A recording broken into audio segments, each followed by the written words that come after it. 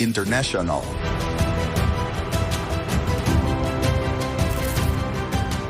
Symposio.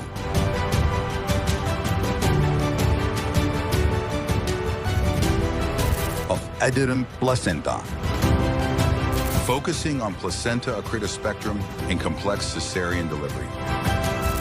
Coming soon, Surabaya 21st, 24th November, 2025. ISIAP, International Symposium of Adherent Placenta, 2025.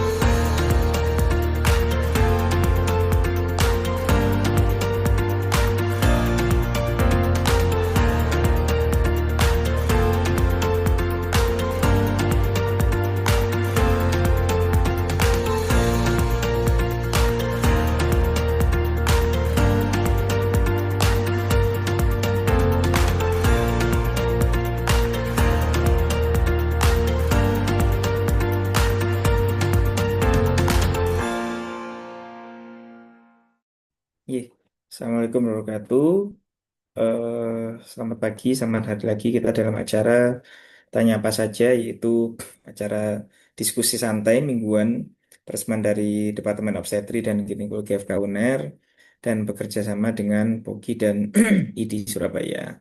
Dan hari ini adalah seri Tanya Apa Saja yang ke-214, bertemakan dari Divisi Fertilitas Endokrin dan Reproduksi, yaitu PUA atau perdarahan uterus abnormal terkait dengan mioma. Dan telah hadir di tengah-tengah kita moderator dan narasumber, yaitu yang pertama moderator kita, guru kita semuanya, yaitu Profesor Dr. Hendy Endarto, spesialis obgyn konsultan fertilitas endokrin dan reproduksi, serta nanti adanya dua narasumber, yaitu yang pertama Dr. Sri Ratna Dwiningsih, spesialis obgyn konsultan fertilitas endokrin dan reproduksi, dan kebetulan saya sendiri.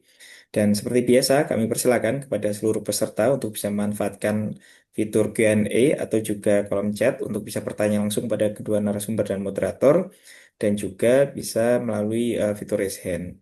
Seperti biasa, sebelum kita mulai acara, kami persilakan dulu kepada Ketua Departemen Obstetri dan Ginekologi FK UNER, yaitu Dr. Brahmana Iskandar, spesialis obgyn konsultan onkoginekologi, untuk bisa berikan sambutan untuk membuka acara. Kepada Dr. Brahmana, kami persilakan. Monggo, Dok. Assalamualaikum warahmatullahi wabarakatuh. Selamat pagi.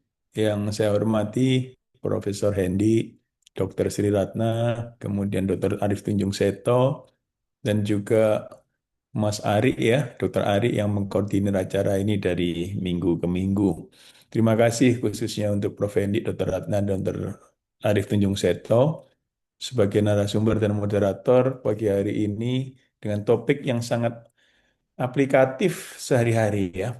Karena sekarang, mungkin bukan sekarang ya, artinya dari dulu tuh yang paling terbanyak adalah kondisi-kondisi abnormal uterine bleeding lah. Dalam kaitannya ini dengan miom, apa yang harus kita lakukan itu ya.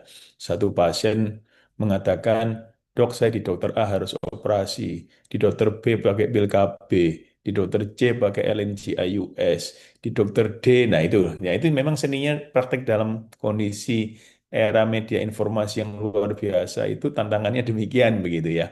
Nah, nanti kita dengarkan dari para pakar-pakar di sini best practice-nya apa yang evidence based sebetulnya itu. Sehingga kita dalam praktis sehari-hari dan sesuatu yang baik. Sekali ditanya apa saja, hebatnya tanya apa saja itu acara belum mulai sudah ada yang bertanya, itu salut dan apresiasi kita itu ya. Jadi pertanyaan sudah ada, Dr. Seto ya.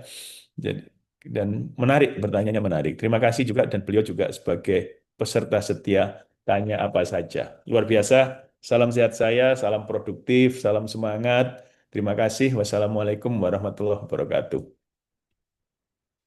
Waalaikumsalam warahmatullahi wabarakatuh. Terima kasih kepada Dr. Brahmana selaku Ketua Departemen Objin yang ya sebagai inisiator acara Tanya Apa Saja ini sekarang sudah seri yang ke 200 lebih 214. Dan seperti biasa kami mengingatkan sekali lagi untuk memanfaatkan fitur Q&A dan juga nanti jangan lupa untuk mengisi pelataran sehatnya hari ini maksimal pukul 12 malam untuk bisa mendapatkan SKP Kemenkes. Untuk mempersingkat waktu, kami segera persilakan kepada moderator kita pada sesi kali ini, yaitu Profesor Dr. Hendi Narto, untuk bisa membawakan acara. Kepada Prof. Hendi, kami persilakan. Monggo, Prof. Terima kasih Dr. Seto dan Pak Brahmana yang selalu aktif ini Pak Brahmana ini luar biasa ya. Assalamualaikum warahmatullahi wabarakatuh. Selamat pagi, saya sekalian bertemu kembali pada tas tanya apa saja. Tanyanya tadi Pak Dr. Brahmana udah bilang nih, belum mulai sudah tanya. Ini luar biasa ini ya. Ini ciri belajar orang dewasa ini. Belum diberi materinya sudah tanya ini ya. Baik, tidak apa-apa. Ada dua narasumber, Dr. Sri Ratna dan Dr. Seto. Kita bicara materi-materi yang sangat menarik. Pasti banyak yang tanya ini ya. Karena ini kejadian sehari-hari seperti disampaikan Dr. Brahmana. Baik, mungkin ada sedikit waktu saja Dr. Ratna memberikan materi dikit, singkat saja. Nanti kemudian Dr. Seto, silakan Dr. Ratna. Terima kasih, Prof. Izin share screen.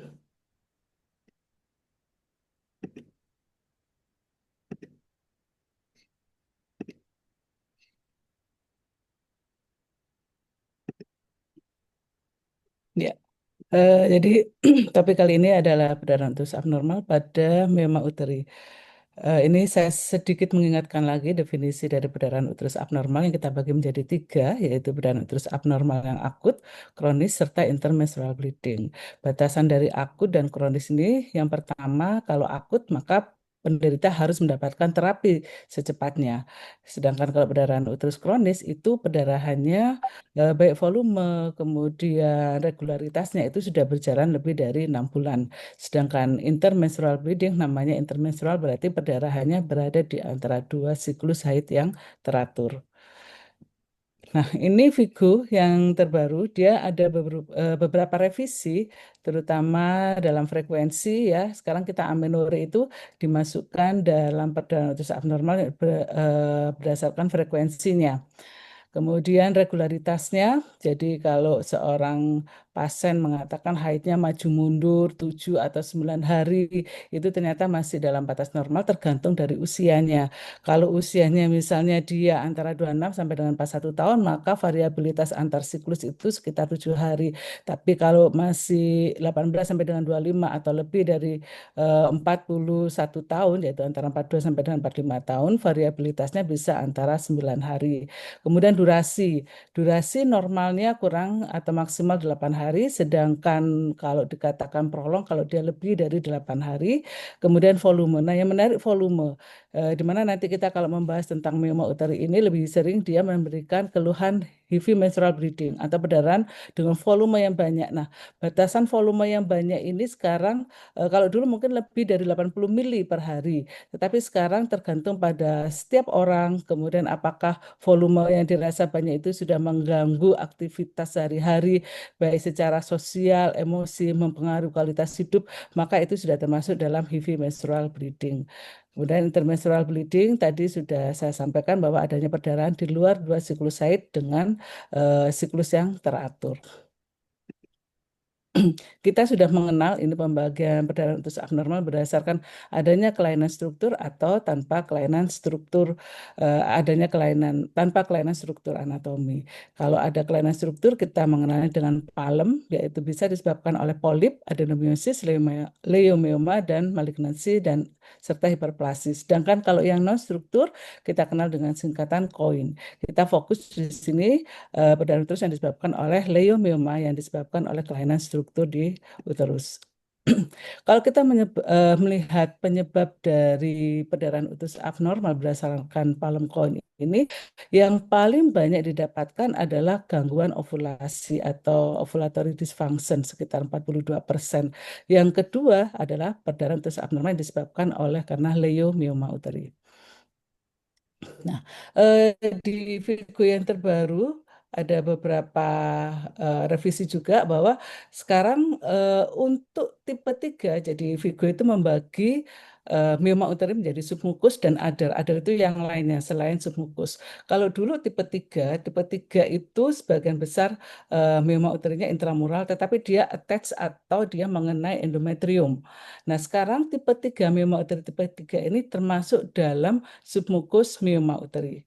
Dan kemudian juga harus membedakan di sini di Vigo yang terbaru harus dibedakan antara tipe 0 dan tipe 1. Jadi sama-sama submukus, tapi kalau tipe 0 ini ada tangkainya, sedangkan tipe 1 tanpa tangkai. Kemudian tipe 6 dan 7 ini subserus, di mana tipe 6 tidak ada tangkai dan tipe 7 ada tangkainya. Serta juga dibedakan antara tipe submukosa tipe 2 dan tipe 3, berapa banyak yang dia berada di intramural, dan tipe subserus yang tipe 4 dan 5. Mungkin lebih jelasnya kita lihat di sini gambarnya. Nah, ini yang saya bilang tadi, Vigo membagi myoma uteri menjadi 7 tipe, 8-nya ini karena dia lokasinya di serviks ya, yang kita harus bisa membedakan tipe 0 yang bertangkai dan tipe 1 yang tidak ada tangkainya. Sama-sama submukus. Jadi submukus itu 0, 1, 2, dan 3. Ya, dulu 3 ini mungkin masuk ke others ya. Jadi others itu bukan submukus, tapi sekarang submukus miom menurut Vigo tipenya 0, 1, 2, dan 3 karena dia menempel pada endometrium walaupun 100% dia berada di intramural. Yang seringkali menyebabkan terjadi perdarahan adalah mioma uteri tipe submukosa ini. Mengapa terjadi perdarahan pada mioma uteri, terutama yang submukus? Kita tahu bahwa mioma uteri ini kenapa sih bisa muncul? Ternyata ada mutasi gen tertentu, ya, dan mutasi gen tertentu itu menyebabkan juga kenapa ada satu orang yang miomnya satu tapi gede, ada satu orang lain yang miomnya kecil-kecil tapi banyak. Itu juga tergantung pada di mana mutasi gen tersebut yang menyebabkan terjadinya mioma uteri. Mioma uteri ini ternyata menyebabkan sekresi dari faktor angiogenesis. Jadi ada beberapa macam faktor angiogenesis yang meningkat karena adanya mioma uteri itu. Dan mioma uteri kita tahu dikelilingi oleh pseudokapsul. Pseudokapsul ini kaya akan pembuluh darah yang memberikan suplai darah ke mioma uteri. Kemudian selain itu didapatkan telosit. Telosit ini ada di sekitar myometrium dari myoma uteri ini yang dia juga akan mengekspresikan VEGF. Kita tahu VEGF ini penting untuk pembentukan pembuluh darah. Sehingga pada myoma uteri suplai pembuluh darahnya meskipun tidak di tumornya sendiri tapi sekitarnya dikelilingi oleh pembuluh darah yang banyak. Hanya saja pembuluh darah yang mensuplai mioma uteri ini berbeda dengan pembuluh darah yang normal. Kita lihat di sini dia dindingnya gampang rapuh, gampang pecah, dan gampang bocor sehingga menyebabkan terjadinya perdarahan. Selain itu adanya pendesakan atau adanya mekanisme fisik dengan mioma uteri ini menyebabkan terbentuknya bendungan pada vena di endometrium yang kita sebut dengan venous leaks atau danau vena. Dan dia ini juga dindingnya rapuh sehingga jika terjadi perdarahan atau jika terjadi kebocoran maka akan menyebabkan terjadinya perdarahan yang hebat. Selain dari faktor angiogenesis yang meningkat, adanya pseudokapsul yang hipervaskularisasi, kemudian adanya pelebaran dari vena endometrium, adanya mioma uteri terutama yang di submukus ini akan meningkatkan dari endometrium, permukaan dari endometrium sehingga akan menyebabkan permukaan kavum uteri menjadi luas sehingga resiko terjadinya perdarahan juga akan meningkat. Nah, bagaimana pemeriksaan? Kita fokus bahwa kalau mioma uteri tadi Vigo mengatakan karena adanya Dr. Ratna, kelainan struktur. Dr. Ratna, kalau bisa dipersingkat ya, karena yang tanya Baik, banyak ini. oke, Prof. Matur nuwun. Jadi kalau kita fokus adanya kelainan di kelainan struktur, maka kita evaluasi pada uterusnya dengan transvaginal sonografi, apakah ada kelainan dari endometrium, kavum uterinya. Kalau ada, kalau apa? ada kelainan maka dilakukan histeroskopi dan biopsi atau kita lakukan penegaan diagnosa lebih lanjut dengan pemeriksaan kontras histerografi.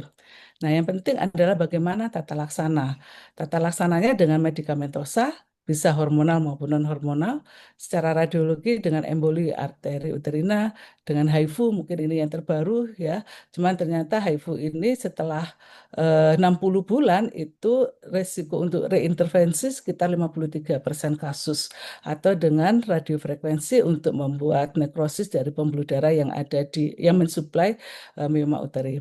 Kemudian pembedahan bisa dengan ablasi endometrium, tetapi ini ternyata bukti evidensnya masih kurang untuk menunjukkan bahwa dengan ablasi endometrium akan memperbaiki gejala dari mioma uteri atau dengan miomektomi dan terapi definitif dari mioma uteri adalah histerektomi. Semua ini pilihan terapi ini tergantung pada usia dari pasien, compliance dari pasien, keluhan dari pasien, dan terpenting apakah pasien masih menginginkan kehamilan atau tidak.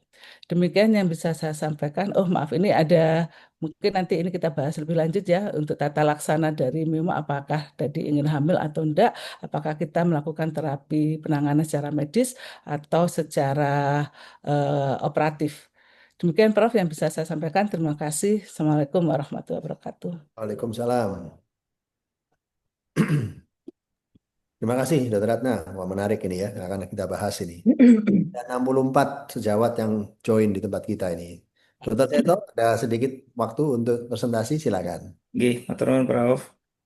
Jadi mohon izin untuk bisa menampilkan mungkin sebagian besar pasti sudah sangat bisa sudah dibahas oleh Dr. Ratna. Jadi mungkin saya lebih sisi menarik ke sisi dasarnya. Jadi sebenarnya judul hari ini tuh mungkin sederhana. Jadi perdarahan uterus abnormal terkait leukemioma. Jadi tapi di balik itu sebenarnya ini jadi tantangan untuk kita. Jadi apakah betul? Mungkin kalau saya jabarkan dari judul kita pada hari ini adalah kalau kita misalnya di praktek itu kemudian kita mendapatkan seorang pasien dengan keluhan perdarahan yang selalu saya juga katakan ke semua mungkin anak didik juga BPDS dan juga koas. Jadi kalau ilmu obstetri dan ginekologi, kalau ilmu obstetri mungkin kita sudah banyak bahas, tapi kalau di ginekologi itu nomor satu pasti keluhannya adalah ya tidak lain tidak buat adalah perdarahan. Nah, dan itu yang mungkin selain fluor, jadi perdarahan ini yang tapi dengan berbagai macam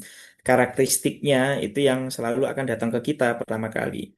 Nah, bila mana kira-kira kalau dari judul ini kita paparkan seorang pasien datang dengan kita dengan keluhan perdarahan dan kita dapatkan dari USG evaluasi mungkin transvaginal tentunya yang mungkin jauh lebih akurat yaitu ada didapatkan tumor atau benjolan atau mungkin semacam kesannya suatu memang leukemioma apakah betul atau semuanya harus berakhir di meja operasi mungkin itu ini pertanyaan yang menarik sebenarnya untuk kita bahas pada hari ini jadi eh, mungkin semuanya bakal operasi gitu ya tapi mungkin enggak karena menurut saya yakin juga mungkin istilah ini sampai sekarang masih berlaku jadi ke surgeon tahu kapan operasi yang terbaik, yang lebih baik tentunya tahu kapan harus operasi dan yang terakhir adalah untuk yang terbaik bagaimana bisa memilah mana yang kasus yang sebetulnya untuk mengatasi perdarahannya bisa dioperasi ataupun mungkin bahkan tidak perlu.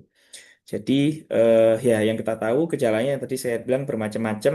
Dokter bilang bahkan sekarang yang tadi dokter paparkan kasus atau gejala amenorrhea pun sekarang sudah dimasukkan ke dalam istilah abnormal uterine bleeding. Jadi mungkin karena terkait dengan frekuensinya. Nah, tapi di antara sekian banyak ini mana kira-kira yang khas atau memang disebabkan oleh leukemioma itu adalah pertanyaan besar kita pada kesempatan kali ini ya. Yang kita tahu bahwasanya memang eh, penyakit atau akibat dari PUA tadi sudah dibahas bahwasanya antara palm dan koin maka selain kita hari ini mungkin memang lebih banyak fokus bagaimana mengatasi atau mengidentifikasi perdarahan akibat adenomyosis, leukemioma mungkin lebih tepatnya atau lebih fokusnya dan juga polip, tapi juga tidak menutup kemungkinan kita tetap juga harus menyingkirkan adanya gangguan atau kausa lain akibat atau penyebab dari perdarahannya. Karena kalau ternyata itu adalah yang utama ya tentunya meskipun kita lakukan tindakan evakuasi atau ekstraksi dari tumornya, maka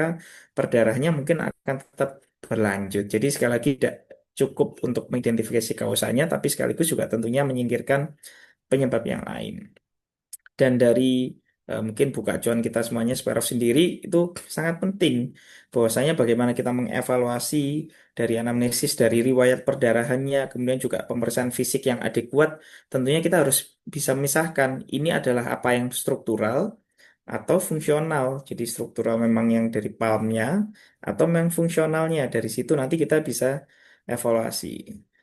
Termasuk bahkan di mana Zverev sendiri dikatakan bahwa pendekatan pertama adalah sebelum kita melakukan tindakan apa-apa, bahkan sebelum kita melakukan USG dan pemeriksaan fisik lainnya, dari screening usia saja kita sudah bisa evaluasi dulu.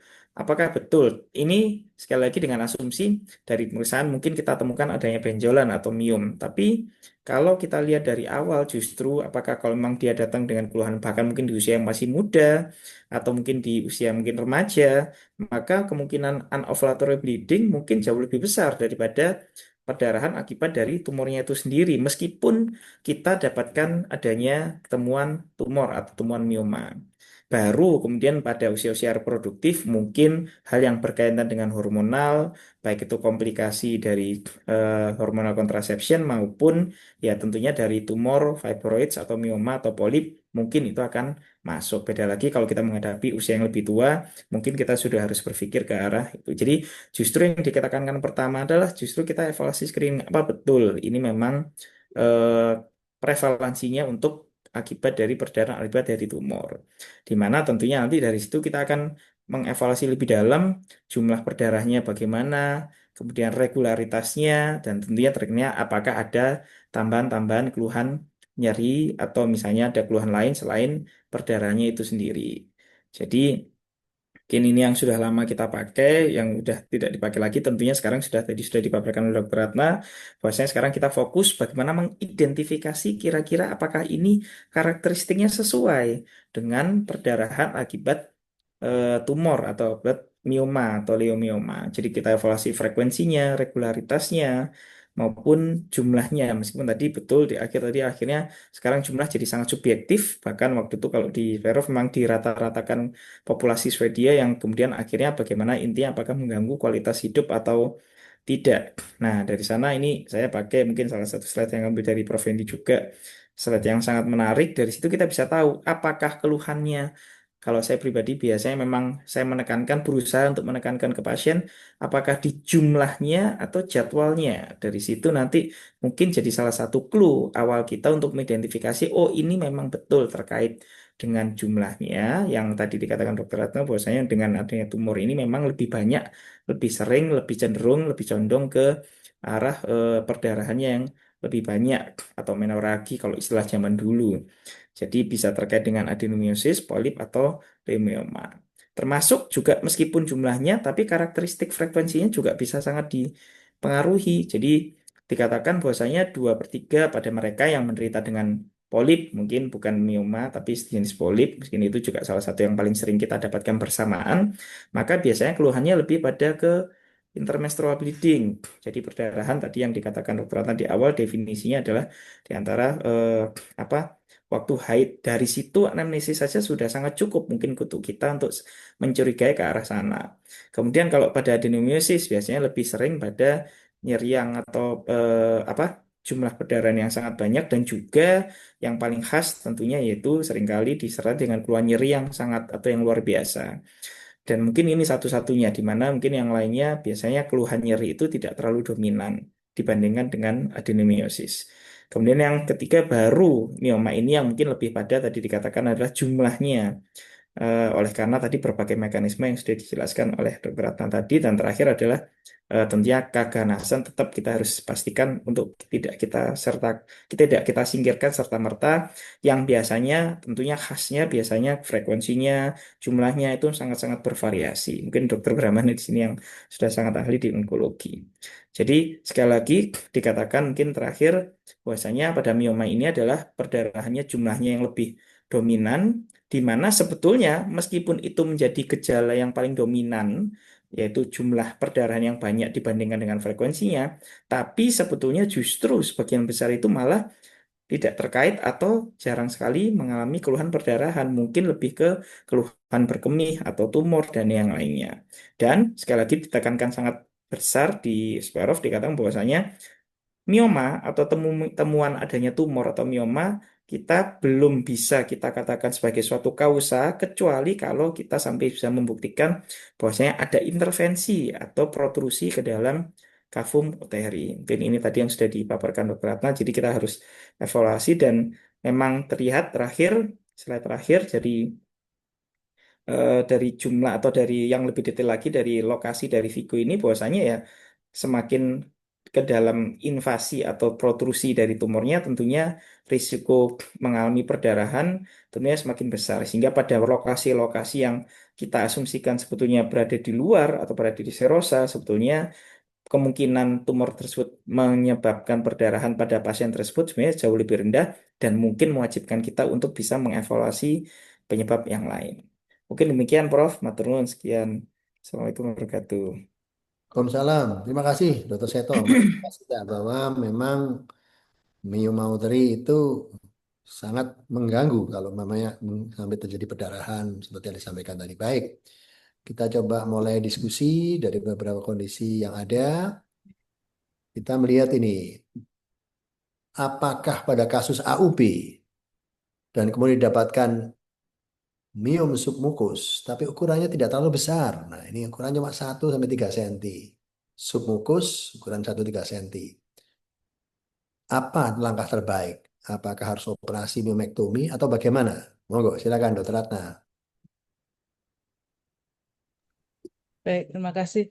Eh, Tadi sudah saya singgung sedikit bahwa untuk tata laksana memauter ini tergantung dari usia, kemudian tentunya keluhan dari si pasien, dan apakah dia masih menginginkan punya anak atau enggak.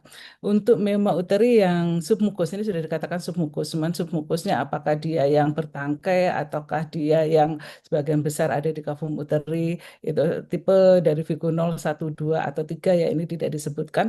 Tapi kalau katakanlah kalau dia dengan keluhan perdarahan uterus abnormal dan dia misalnya masih menghendaki punya anak dan ukurannya tidak lebih dari 3 cm, bisa dicoba dulu terapi medikamentosa. Medikamentosa itu ada dua macam, ada hormonal ataupun non hormonal.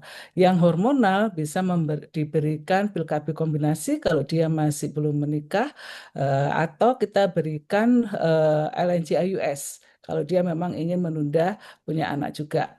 Tetapi kalau ternyata misalnya dengan terapi ini dia tidak membaik keluhannya, maka bisa beralih ke GnRH agonis, ya terapi yang lebih lanjut di GnRH agonis. Cuma hanya GnRH agonis ini kita tahu dia memberikan efek hipoestrogen sehingga dia tidak bisa dipakai dalam jangka waktu panjang.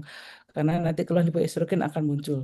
Jadi tergantung dari keinginan dari pasien dan apakah dia terapi medikamentosa ini gagal. Kalau terapi medikamentosa gagal, memang ada terapi tadi secara radiologi, HIFU atau apa tadi, ada beberapa macam ya.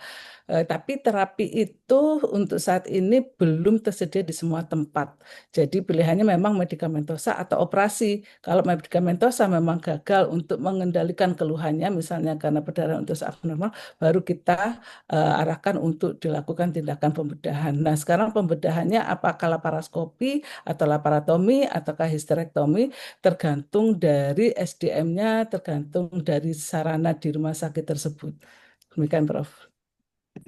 Baik, terima kasih. Dokter Seto mau menambahkan? Iya, Prof. Mungkin nggak banyak, tapi ya intinya sebenarnya memang kembali lagi kita kembalikan ke keluhan dan kebutuhan pasien. Kadang pasien juga tahu keluhannya, pasti mengeluh, tapi juga tidak tahu kebutuhannya. Itu yang mungkin jadi mungkin pesan untuk semua kita semuanya, jadi sahabat sekalian semuanya. Terutama ya tentunya kebutuhan, tentunya masalah infertilitas. Jadi yang sering kali kami dapatkan mungkin ya di Sutomo, di Rumah Sakit UNER, bahwasanya mereka dengan keluhan perdarahan, tapi sebenarnya di balik itu ya tentunya juga ada keluhan fertilitasnya. Nah, ini yang nanti mungkin yang tadi dikatakan dokter Ratna jadi salah satu indikasi, bahkan mungkin indikasi yang lebih kuat untuk mungkin kita lawan tata laksana. Meskipun mungkin bisa jadi pada pasien ini belum tentu menimbulkan adanya keluhan, tapi pemeriksaan atau evaluasi secara general dan kebutuhan pasien itu juga penting untuk kita menentukan tata laksana mana, apakah dilakukan operate atau do not operate. Mungkin gitu, Prof. Atau nuwun. Baik. Tadi saya mencoba melanjutkan yang disampaikan Dokter Ratna tadi. Ada yang bertangkai dan tidak bertangkai gitu ya Dokter Ratna ya. Bagaimana beda dari penanganannya ini kira-kira? Mungkin dari segi tindakan pembedahannya, Prof. Jadi kalau yang bertangkai itu kan tipe nol ya, figur tipe nol dan tipe kalau yang tidak bertangkai itu tipe 2. Mungkin kalau dengan bertangkai kita bisa memotong tangkainya saja sehingga istilahnya tindakan histeroskopi memektominya lebih mudah dibandingkan kalau dia tanpa tangkai. Jadi kalau dia bertangkai kan mungkin tergantung diameter tangkainya memang yang menempel di endometrium. Tetapi kalau yang dia 50% di kavum uteri dan 50% intramural tadi yang tipe 1 itu akan lebih sulit sehingga dan permukaan endometrium yang terambil mungkin akan lebih banyak pada saat dilakukan tindakan histeroskopi. Tapi tipe 0, tipe 1, 2 itu memang disarankan dengan histeroskopi kalau sarana dan prasarananya tersedia. Tetapi kalau submukus yang tipe 3 di mana dia hanya nempel saja di endometrium, memang disarankan untuk tindakan pembedahan apakah laparotomi atau laparoskopi. Kalau laparoskopi tentunya kita harus mengetahui lokasi tepat dari mema uteri itu dengan pemeriksaan MRI terlebih dahulu. Baik, jadi tampaknya memang perlu diagnosis yang jelas ya sebelum kita melakukan pembedahan. Baik, ini pertanyaan berikutnya. Ini PUA salah satu karena haid yang lebih dari 8 hari di satu sisi dari agama haid masih dikatakan normal sampai 14 hari. Nah, ini kita bicara lebih sedikit agak berbeda ini. Selebih dengan darah istikhadoh disebutkan demikian. Nah, ini memang kita ketahui ya, ada kalau darah yang disebutkan istikhadoh di mana darahnya itu di pada waktu haid atau tidak haid itu akan sulit kita menentukan kalau sudah darahnya sudah memanjang begitu. Dokter Seto mungkin bisa menjelaskan lebih detail ini kira-kira bagaimana ini. Iya, menurut saya mungkin mencoba karena ini juga di luar sisi medis juga ya. Mungkin saya kembali lagi ya ke definisi yang terakhir apa kita katakan ya. Jadi bahwasanya kita tidak bisa mengatakan ini suatu kondisi spektrum kalau misalnya saya. Jadi artinya bahwasanya jumlah frekuensi perdarahan itu ya tidak bisa dipisah-pisah. Jadi yang penting adalah bagi kita untuk menentukan apakah memang ini siklus ovulasi yang normal, apa siklus haid yang normal atau tidak, alias ya tentunya salah satu syaratnya adalah kita menentukan memang ini siklus ovulator apa tidak. Jadi artinya memang ini siklus haid yang normal atau tidak, dan hal yang demikian itu tentunya tidak bisa kita tegakkan diagnosisnya hanya dengan sekali pemeriksaan. Artinya justru yang tadi juga dikatakan di Sperov tadi bahwasanya identifikasi siklus haid atau pola haid pada pasien ini juga tentunya juga sangat bisa mempengaruhi diagnosis kita. Apakah memang betul eh, pasien ini memang sedang masih haid normal atau istihadah atau ya memang sudah siklusnya tidak normal. Ini mungkin ada tadi ada memicin ada beberapa yang mungkin saya masih haid jadi haid slide-nya. Jadi nah, ini jadi tentunya batasan mengenai gabungan antara interval kemudian durasi mungkin sekarang yang ada dan juga jumlah itu yang menurut saya itu yang paling tepat untuk kita bisa mendiagnosis apakah ini memang masih haid yang normal atau sudah masuk ke dalam ranah abnormal uterine bleeding. Jadi kalau dilihat dari meskipun seolah-olah dari eh, jumlah atau peralatannya itu normal atau misalnya lamanya tadi kan kita katakan tadi durasinya kalau yang dikatakan dokter Indi ini durasinya masih dalam batas normal sampai 14 hari, tapi kalau lihat dari jumlahnya atau dari jadwalnya sendiri tidak atau kurang ideal atau tidak normal di luar dari frekuensi yang normal maka tentunya bisa kita katakan itu merupakan suatu abnormal uterine bleeding. Jadi termasuk yang tidak sering kali kita lupakan adalah standar deviasinya. Jadi kalau saya katakan ke pasien biasanya maju mundurnya. Kalau normal meskipun frekuensinya antar 21 sampai 34 35 hari, tapi tentunya kalau itu pergeseran atau irregularitasnya juga beda jauh. Jadi idealnya mungkin yang paling ideal ya tentunya 2 atau 3 harian, tapi kalau sampai seminggu maju atau mundur ya bisa jadi itu sebetulnya bisa kita katakan atau kategorikan di perdarahan uterus abnormal. Jadi bukan haid itu istihadah atau mungkin yang masih dikatakan normal. Mungkin gitu Prof. Matur nuwun. Mungkin ditambahkan. Nah. Terima kasih. Baik, sudah masih banyak pertanyaan ini ya. Ini untuk dari pertanyaan berikutnya tentang terapi hormon ini ya. Bagaimana kalau kita memberi CUC, pil kontrasepsi kombinasi, berapa lama? Dan apakah kalau kita memberi progesterogen seperti DMBA, berapa lama juga ya? Dan mana yang lebih baik sebetulnya, CUC atau progesterogen? Dokter Ratna mungkin bisa menambahkan? Ya, terima kasih. Eh, kita tahu bahwa miom, endometriosis itu kan penyakit yang estrogen dependen. Artinya dia bisa ada resiko untuk bertambah besar selama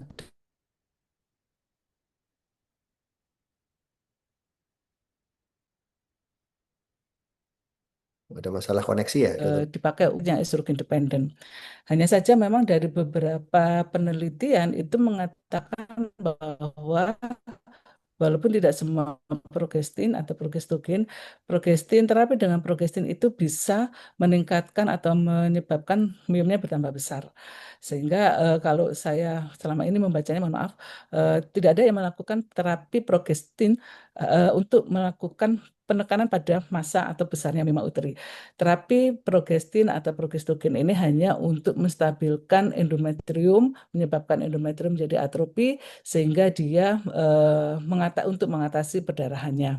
Jadi kalau untuk mengecilkan miomnya untuk terapi dengan progestin tidak ada, tapi hanya untuk mencegah terjadinya komplikasi perdarahan. Dan kalau pil KB kombinasi memang itu boleh dipakai pada kasus dengan mioma uteri yang dengan perdarahan uterus abnormal jika ukurannya kurang dari 3 cm. Kalau sampai kapan ditanya berapa lama pemakaian, itu selama dia komplainnya masih bagus dan dia bisa untuk mengatasi keluhannya dan dia tidak ingin punya anak, maka dia bisa dipakai selama pasien itu menginginkan atau sampai ternyata memang terapi dengan medikamentosa tidak bisa mengatasi untuk keluhannya. Baik, terima kasih, dokter Ratna. Ada pertanyaan berikutnya ini. Terapi non hormonal ini bagaimana dokter Seto ini? Kapan kita memberikan terapi non hormonal ini pada utus abnormal, terutama pada mioma? Silakan.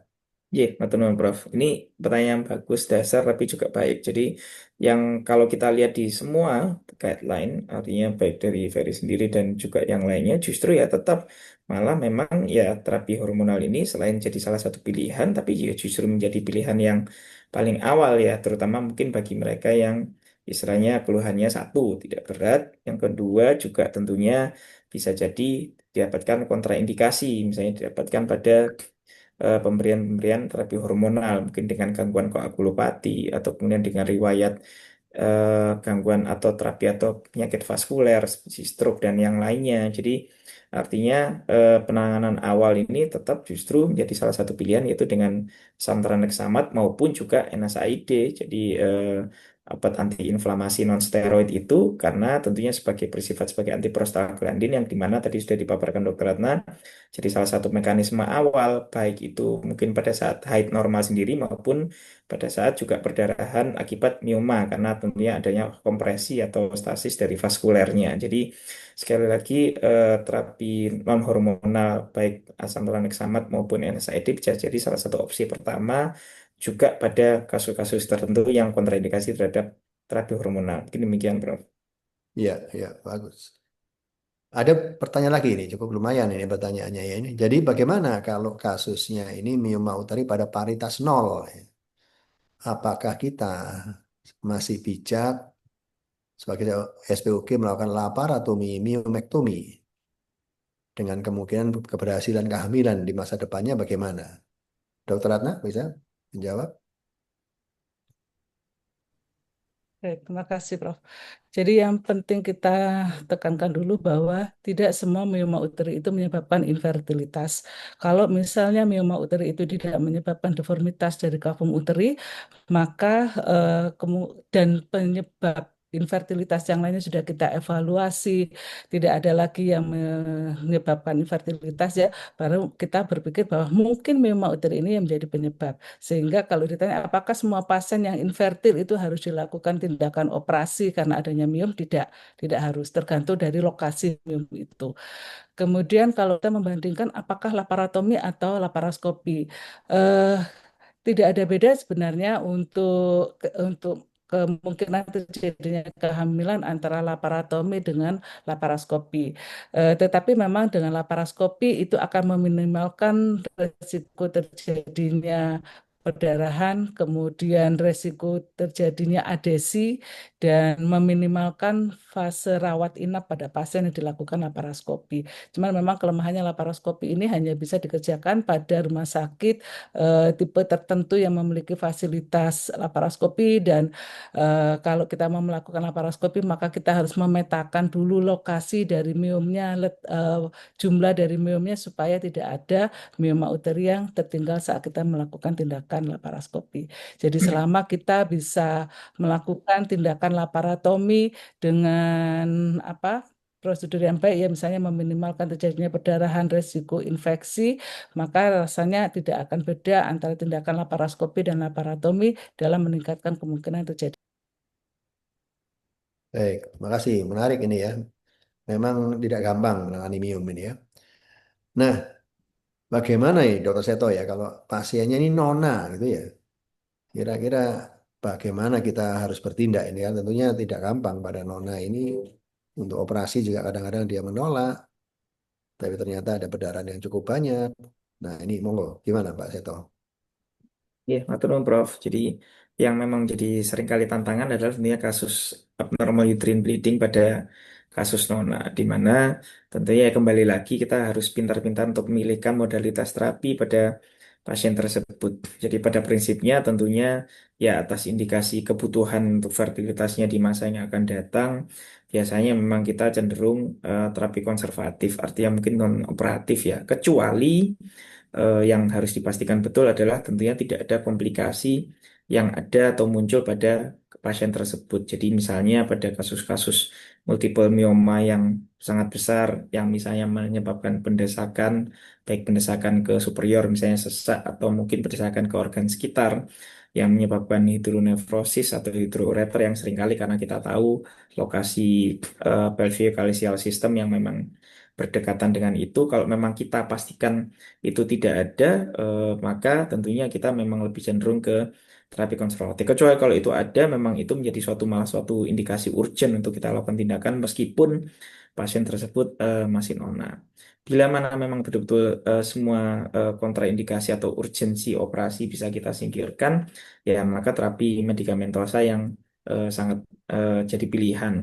Meskipun mungkin sebagian besar memang apalagi kalau kasus nona dan tadi yang saya sesuai slide saya tadi di area-area usia adolesan, di mana sebetulnya yang sebagian besar menjadi penyebabnya adalah malah lebih ke gangguan anovulatory bleeding. Jadi memang bleeding atau perdarahan yang dikatakan memang karena di luar atau siklus ovulasinya, maka ya terapi dari awal memang biasanya kalau memang tidak berat sekali ya kembali lagi di awal tadi mungkin dengan agen-agen jadi asam tranexamat atau asam efanamat mungkin masih bisa diberikan. Namun bila mana seringkali sayangnya datang apalagi kalau anak kecil atau keluar nona dengan datang dengan heavy menstrual bleeding, maka stabilisasi dari endometrium mungkin harus bisa segera kita berikan. Ya tentunya yang paling adekuat ya tentunya preparat estrogen misalnya kalau memang ternyata memang itu menjadi indikasi kuat untuk kita berikan. Jadi protokolnya, algoritmanya saya yakin mungkin sebagian besar juga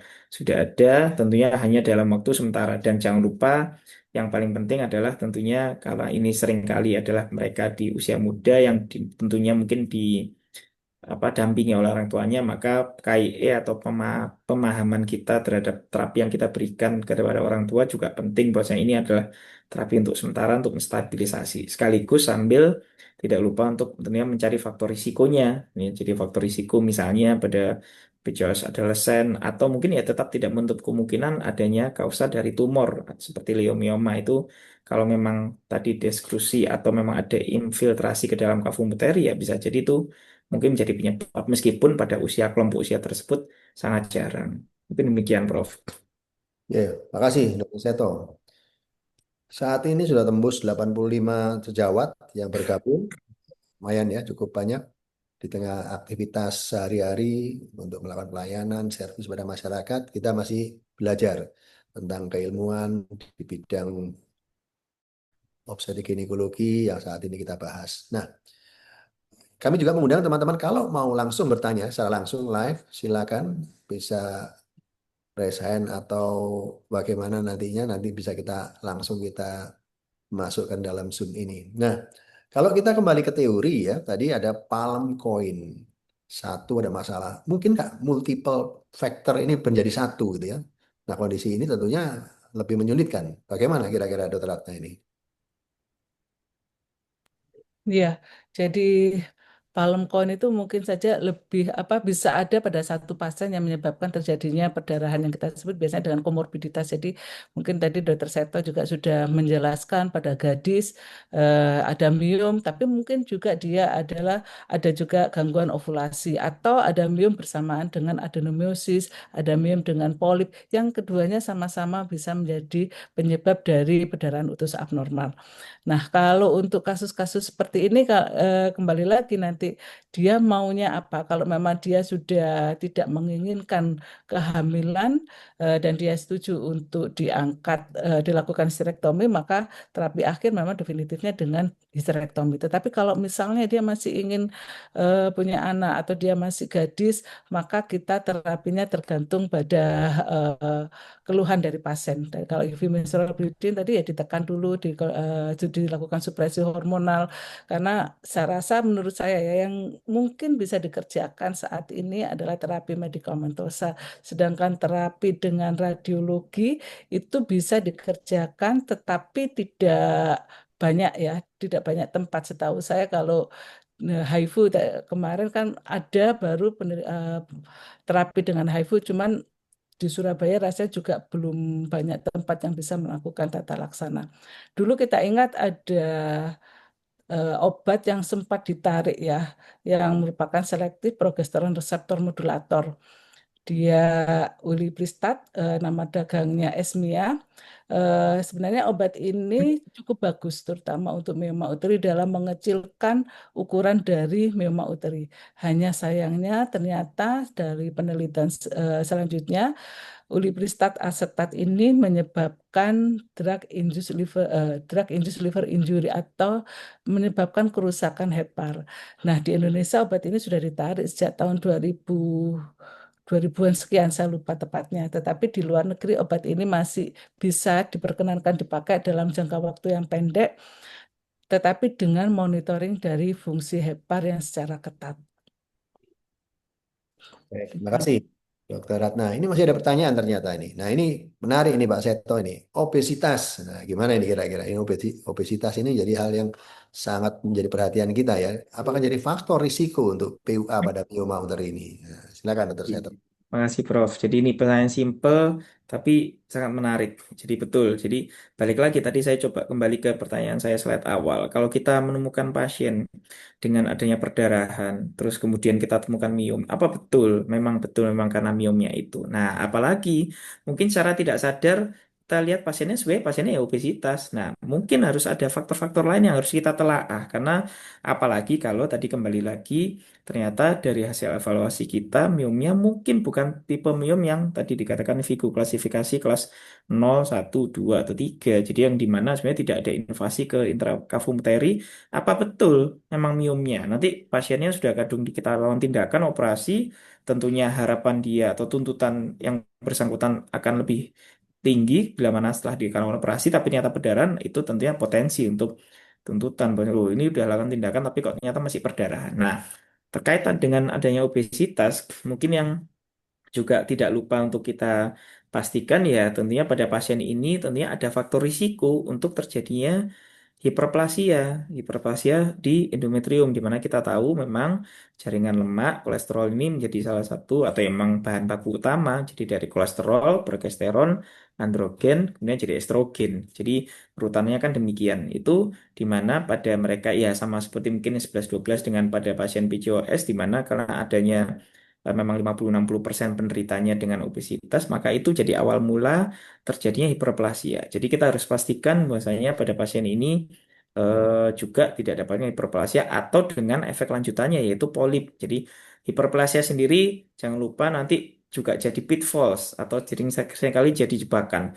Semua AUB selalu kita katakan AUBE, AUB endometrium karena endometrium tebal ya. Kita tahu endometrium itu yang memang end organ alias ya itu sudah hasil akhirnya semua yang perdarahan ya mungkin dinding rahimnya mungkin tebal tapi jangan sampai menjadi jebakan lagi untuk kita.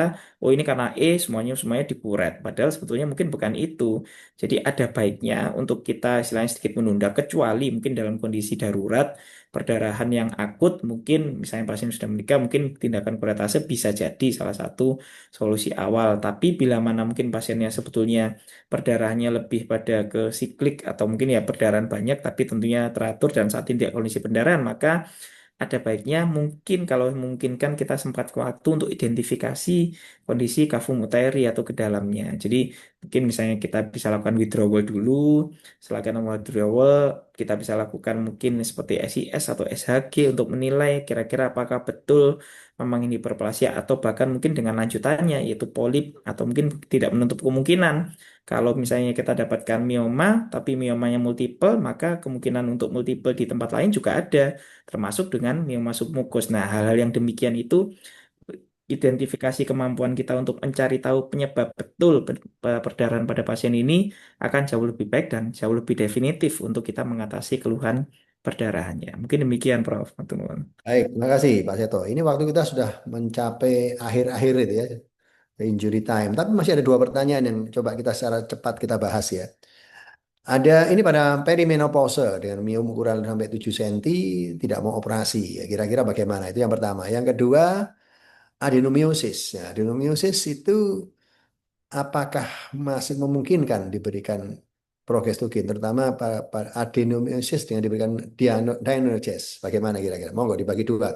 Satu Dr. Ratna, satu Dr. Seto. Silakan Dr. Ratna dulu. Oke, terima kasih. Untuk yang pertama, selama pasien itu tidak ada kontraindikasi untuk pemberian pil KB kombinasi, maka dia bisa kita berikan pil KB kombinasi sampai dengan usia menopause. Jadi kita harus lihat dulu apakah dia ada riwayat hipertensi, ada riwayat TIA ya, resiko trombus, terbentuknya tromboemboli. Kalau dia tidak ada dan dia masih belum berkenan untuk dilakukan histerektomi, maka bisa kita berikan pil KB kombinasi. Kemudian yang kedua, untuk itu ya, untuk adenomyosis memang dia bisa untuk Deonoges ya. Cuman masalahnya kalau saya apakah efektif untuk pemberian Deonoges pada mioma uteri? Karena selain dilihat harganya yang mahal, Deonoges ini mioma uteri ini kan dia mioma uteri memang ada keluhan nyeri, cuman biasanya nyerinya itu karena nyeri pendesakan karena adanya pendesakan massa. Selain dengan adenomyosis yang dia juga memang bisa menyebabkan nyeri dan menyebabkan perdarahan utus abnormal.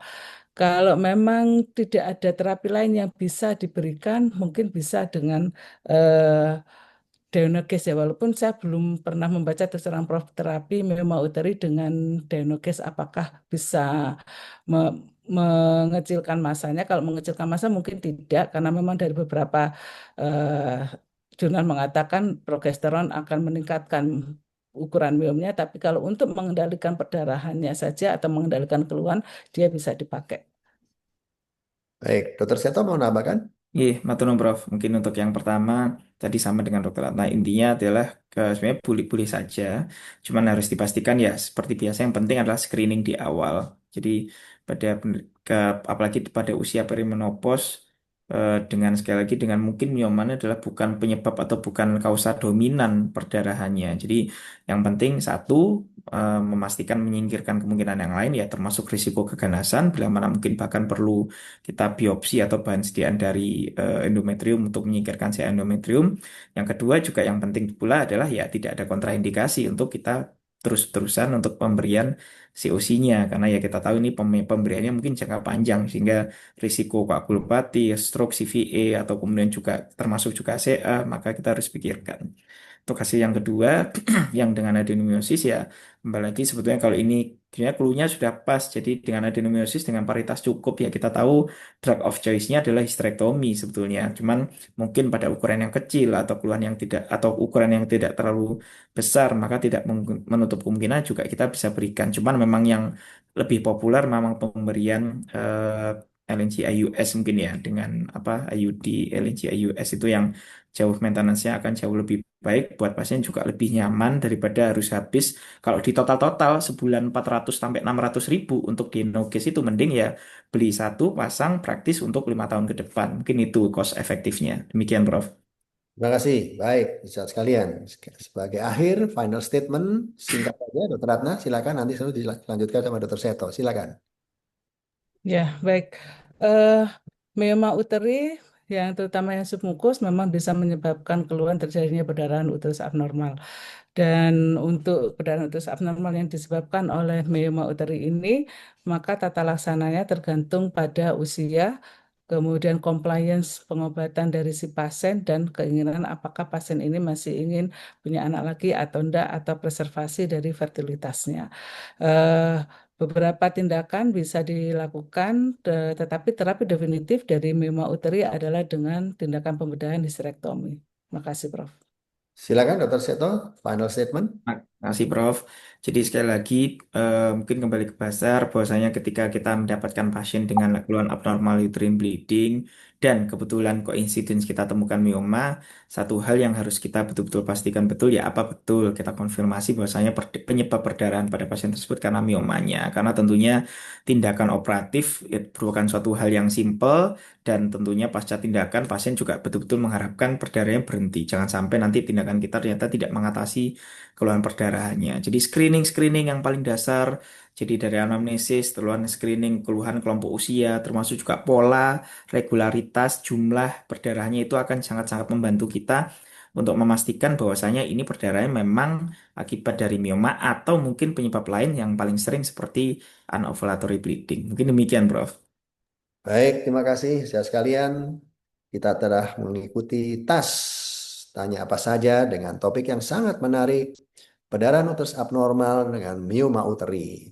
Sudah dibahas oleh kedua pakar kita, Dr. Ratna, Dr. Seto, dan sekali lagi kita harus tetap semangat untuk belajar, meningkatkan kompetensi kita yang bermanfaat untuk masyarakat. Dengan demikian kita akhiri acara tas ini. Sekali lagi terima kasih untuk saat semuanya. Assalamualaikum warahmatullahi wabarakatuh. Saya kembalikan pada host Dr. Seto. Salam warahmatullahi wabarakatuh. Waalaikumsalam warahmatullahi wabarakatuh. Terima kasih kepada moderator Prof. Hendy juga kedua narasumber Dr. Ratna. Jadi alhamdulillah tanya apa saja yang ke-214. Topiknya simple tapi sangat menarik dan alhamdulillah semua pertanyaan bisa terjawab. Moga membantu sejawat sekalian untuk bisa menunjang pelayanan obstetri dan utamanya ginekologi sehari-hari, utamanya terkait dengan kasus-kasus berdarah dengan leiomyoma. Sekali lagi kita ketemu, tanya apa saja minggu depan, setiap hari Rabu pukul 10 hingga pukul 11, 1 jam, diskusi singkat, santai, online, di tengah pelayanan kita sehari-hari. Terima kasih, saya akhiri. Assalamualaikum warahmatullahi wabarakatuh. Matur nuwun Prof. Hendy, Dr. Ratna, matur nuwun. Terima kasih, izin di. International.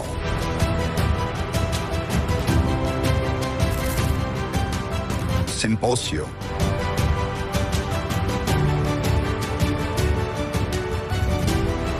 Of Aderum placenta. Focusing on placenta accreta spectrum in complex cesarean delivery. Coming soon, Surabaya 21st, 24th November, 2025. ISIAP, International Symposium of Adherent Placenta, 2025.